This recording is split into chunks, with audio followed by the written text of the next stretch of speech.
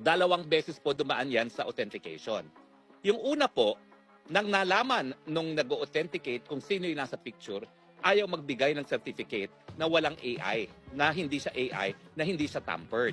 Bakit? Kasi may kinalaman sa gobyerno yung kumpanyang yun. Okay? Government-owned and controlled corporation. So nung nalaman nila na presidente ng Pilipinas yan, bagamat dayuhang bansa yan, ayaw na nila magbigay ng certificate, bagamat sinabihan talaga nila si Maharlika na yan ay authentic at hindi fake. Anong ibig sabihin yon? Ibig sabihin yon, even si Maharlika, gumawa ng mga hakbang para masiguro na hindi siya deepfake. Dahil kapag hindi siya gumawa ng hakbang na ganyan at hindi siya nag-ingat, pwede siyang madali ng libel. Pero ito, kung a-apply natin yung New York Times versus Sullivan test, walang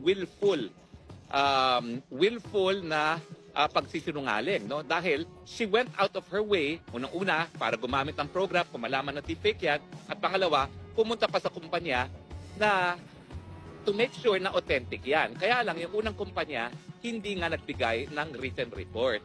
Meron ngayon siyang hinanap na eksperto na taga LA mismo, taga Hollywood mismo.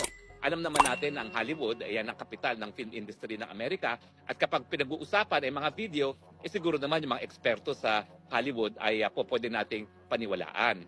At yan lang meron siyang report. Mahaba yung report. Kung hindi ako nagkakamali, mga more or less 30 to 40 pages yan.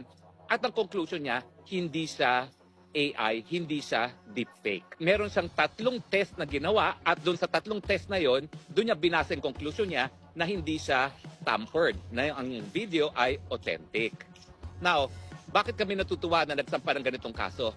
Kasi yung eksperto na yon, ayaw niyang isiwalat sa publiko yung finding niya unless merong kaso sa hukuman.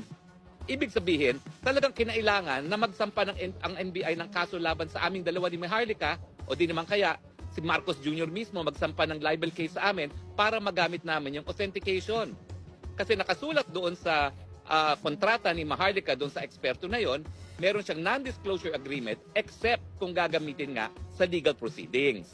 Ngayong nandyan ang legal proceedings, lagot ka Marcos Jr. Mababasa ngayon ng buong daigdig ang katotohanan na authentic ang pulvoronic tape. So maraming salamat. Now, kung malaman ng tao yan na authentic at paniwalaan, kasi eksperto naman yung nagsasabi at 2 beses na nagkaroon ng authentication, plus meron pang computer program na nagsasabi na authentic siya. Kung nagalit ang tao, kami ba may kasalanan nun? Hindi. Kasi yung galit na yon, magbubunga yon sa katotohanan na wala palang kakayahan ang presidenteng mamuno. At ang hihingin nila, syempre, na ang presidente magbitiw.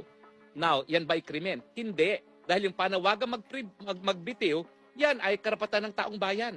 Dahil sila ay tunay na soberenya.